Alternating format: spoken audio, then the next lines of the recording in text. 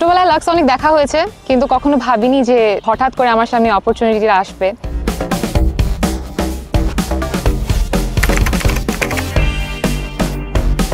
আমার নাম বিদুষী বর্ণিতা। আমার লাক্সে আসার জার্নিটা অনেকটা সিনেম্যাটিক ছিল।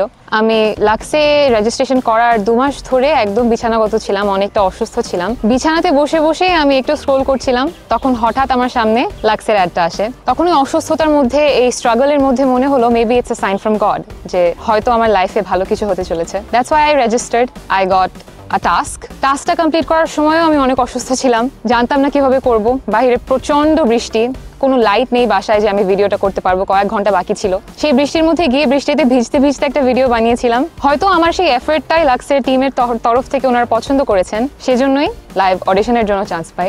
লাইভ অডিশনের দিন যখন গেলাম, এক্সপিরিয়েন্সটা অনেক হেক্টিক ছিল, কিন্তু আমরা হয়তো 100 জনই সবাই বলতে পারবো যে জীবনে হয়তো এরকম ম্যাজিক্যাল এক্সপিরিয়েন্স আমাদের কখনো হয়নি। যে এক্সপিরিয়েন্সটা আমরা করেছি, সারাদিন যে প্রসেসের মধ্যে দিয়ে গিয়েছি, এটা খুবই ইউনিক, প্রচন্ড ইউনিক, অ্যান্ড অনেক কিছু শেখারও ছিল। Somehow I got the chance.